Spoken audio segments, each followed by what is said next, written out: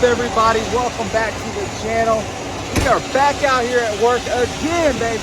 Trying to make some money today, tomorrow, all week. That's just what we do. If you guys are thinking about coming out here to the oil field, there are some lingo and some terms that you're gonna need to know, and that's what we're gonna cover in this video. Things like, what's a company man? What's a derrick? What's a worm? Or my personal favorite, better stop that or you're gonna get run off. These are all terms that you need to know when you come out here to the oil field. And like always, if you're new to the channel, make sure you hit that subscribe button down at the bottom of your screen. Make sure your bell notifications are turned on so you guys don't miss any more new content coming out.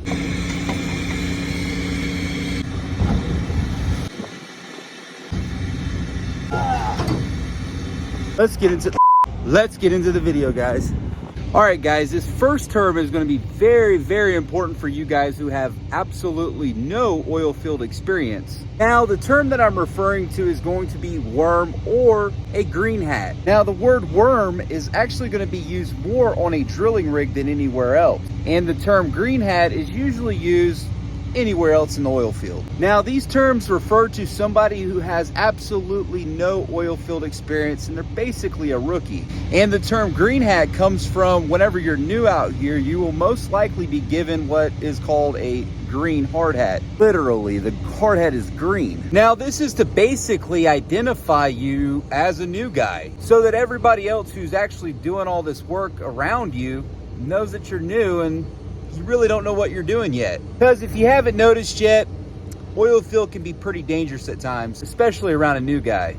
Now, another term you might hear out here is what's called a hand. And no, I don't mean your literal hand. Basically, a hand is going to be somebody who works in the oil field that has oil field experience. So I guess you could say anybody who works in the oil field is technically a hand. Now, a term that you're going to hear a lot of is going to be company man. Now, a lot of us that work out here in the oil field do not work for an oil company directly. Most of us work for contractors who then work for the oil company. A company man will directly work for the oil company, and the company man is usually in charge of anything that happens on any of these locations out here. Now, they're usually in charge of drilling rigs, frac sites, production wells, really anything the oil company owns. And they usually think they have the biggest balls on any job site, which technically, I guess you could say they do. Because they're usually in charge of hiring contractors like myself or even firing us. Now, guys, another important term is going to be a hitch. Now, a hitch is going to be a group of days that you're actually working. So, for example, if you work 21 days on and 7 days off, those 21 days that you're working is technically going to be called a hitch in oil field lingo. Now, another term that you need to get used to using is what's called rigging up. Now, rigging up is exactly what it sounds like. Basically, you're going to get to a job site and you got equipment that you're going to bring to that job site. So rigging up is basically setting up all your equipment to do the job that you were meant to do. And this could be beating together pipe, setting up hoses, basically all kinds of stuff. Now, this is a drilling rig, and that tower that's going up into the sky, that's called a derrick. Now, the derrick holds the drill string, which is basically just pipe, and the pulley system that goes along with drilling any oil well. Now, this is a frac, and you can always tell a frac site because it's got a big old crane literally hanging above the wellhead, and probably all of the silos that might be out there, all of the trucks lined up, a lot of things. There's gonna be a lot of moving parts to a frac. Oh yeah, almost forgot, that thing right there, it's called a pump jack. Basically, what that thing does is when the well doesn't have enough pressure to actually push the water and the oil and gas literally out the wellhead, that thing right there is acts like a suction tube, basically sucking all of that stuff back up to the surface. Pretty simple, right? And guys, this thing right behind me, right there, those tanks, it's called a tank battery. So as you can see, the tank battery behind me has 12 storage tanks. And as you can see on a tank battery location, they have all of those right there. All this production equipment is basically to separate the oil and the water.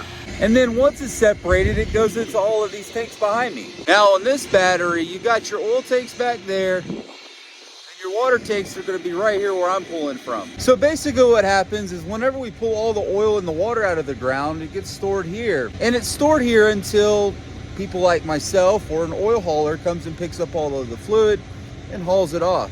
Water will always go to a saltwater disposal where they will then go ahead and pump it back down into the ground. And the oil hauler will pick up the oil and take it to what's called an oil transfer station. And from the oil transfer station, that then gets pumped down the pipeline to the refinery. Now guys, this is what we like to call in the oil industry a Christmas tree. This is the actual hole that goes down into the ground to get to the oil and the shale. So all your fuel in your cars, whatever we make, petroleum jelly, whatever is an oil product, comes out of one of these holes, I guess, or you could just call it a wellhead. Man, it got cold out here. Look at all the drilling rigs out here. We are busy. Man, guys, finally warmed up right now. Really turned out to be a beautiful, beautiful day today. All right, guys, now finally, that right there is going to be what's called a flare. Now guys, what that flare does is burns off all of the excess gas that comes out of the wellhead. And the oil company has to pay a tax to the government every single time that thing burns. And finally, for our last term, it's actually an action, but getting run off. Basically, getting run off is when the company man kind of gets pissed at you and really doesn't want you on his job site anymore, so he kicks you off. And you can ask anybody out here in the oil field, the last thing they want to happen is to get ran off from a job site. It's just a bad look for you. It's a bad look for your company that you work with. It's just bad all the way around. So I would try not to get ran off too much out here if you can help it. But you know, sometimes company men can just be complete dick.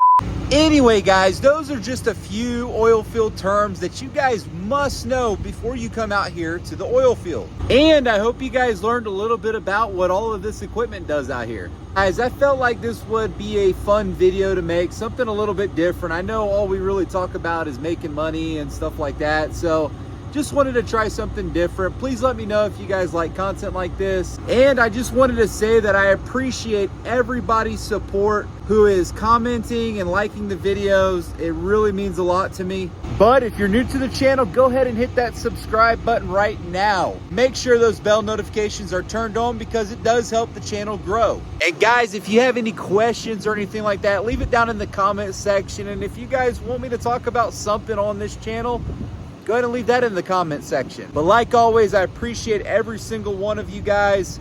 Thank you so very much. And until next time, keep it between the ditches.